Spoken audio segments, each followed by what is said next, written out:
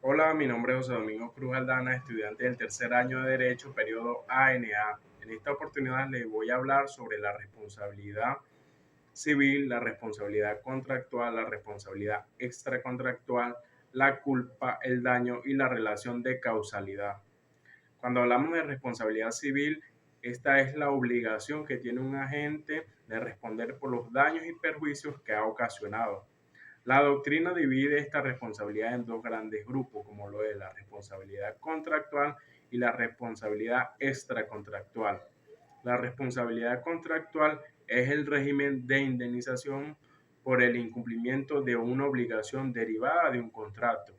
Ahora, por el contrario, la responsabilidad extracontractual es el régimen de indemnización eh, de los daños y perjuicios que ha ocasionado un agente sin necesidad de que haya existido un contrato o un vínculo previo entre la víctima y el agente del hecho.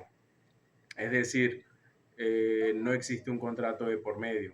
Ahora bien, cuando hablamos de responsabilidad contractual, tenemos que en la responsabilidad contractual existe necesariamente un vínculo previo entre el agente del hecho y la víctima.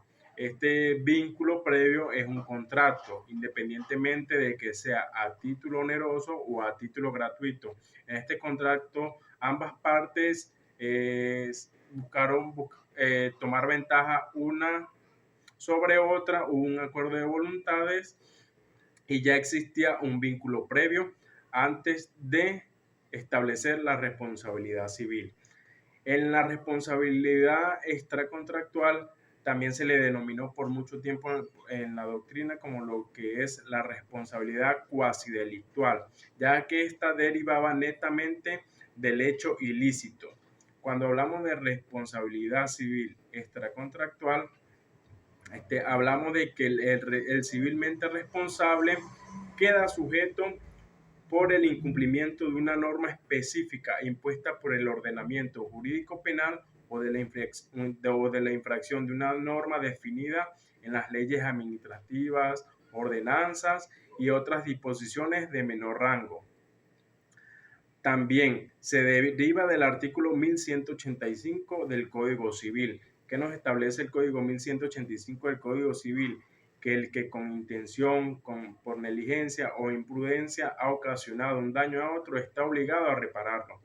También tenemos dentro de lo que son las responsabilidades, la responsabilidad moral y la responsabilidad penal. Ahora bien, hablemos de la culpa. La culpa es uno de los elementos de la responsabilidad civil. El incumplimiento siempre es necesariamente culposo para generar la obligación de reparar el daño. Planiol contempla que la noción de la culpa abarca solamente lo que son los actos dolosos, es decir, los actos intencionales y lo que propiamente ha realizado el deudor con imprudencia o con negligencia. La doctrina ha clasificado la culpa desde diversos puntos de vista. Tenemos en primer lugar que los clasifica según consiste en una actividad negativa o positiva, es decir, de no hacer y de hacer. También los clasifica según su contenido, es decir, si abarca los elementos intencionales, como lo es el dolo del deudor, y los actos culposos, como lo es la negligencia y la imprudencia.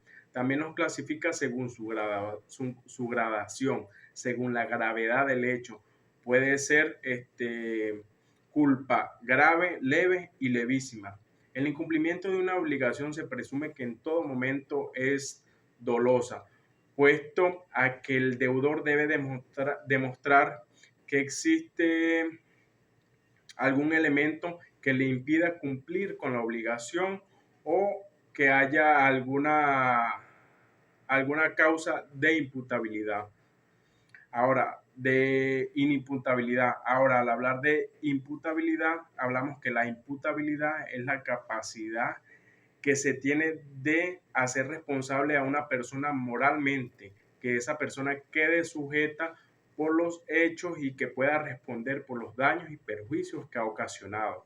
Ahora bien, hablemos del daño. El daño es un concepto jurídico que no siempre coincide con su acepción general.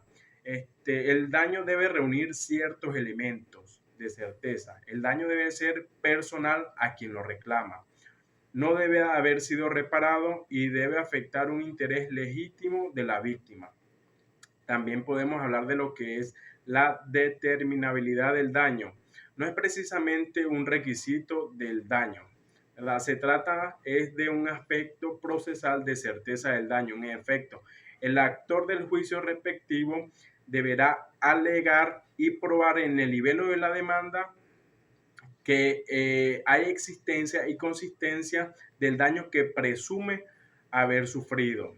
Estos daños y perjuicios deben ser específicos en el nivel de la demanda, ¿verdad? También tenemos lo que es la relación de causalidad. La relación de causalidad es otro elemento constitutivo de la responsabilidad civil. Para que el deudor quede obligado a reparar los daños y perjuicios, es necesario que esos daños y perjuicios estén tipificados directamente en la ley. Es decir, un hecho imputable para el deudor debe ser, debe estar debidamente tipificado en la ley y debe proceder. Es decir, podemos tener un ejemplo sobre el comerciante que llega nuevo a un mercado y abre su local comercial y genera una gran cantidad de clientela, la cual hace que la clientela de los comerciantes más antiguos que estaban en ese mercado pues bajen y afecten directamente lo que es sus ventas y su patrimonio. Pero aún cuando este aumento en las ventas del comerciante nuevo y disminución en las ventas del comerciante viejo afecten su patrimonio, no puede actuar jurisdiccionalmente porque todos están ejerciendo un derecho que es a libre comercio. También tenemos el caso en el que la persona tiene una propiedad con una vista muy bonita, muy agradable y directamente hacia el mar. Y existe un dueño de un fondo contiguo que construye una edificación obstruyendo tal vista, depreciando el valor de la propiedad de la persona que tenía aquella vista tan prestigiosa sobre la playa, pero ya no puede hacer nada, al menos que exista una servidumbre sobre aquel predio. Esto sería todo. Muchísimas gracias.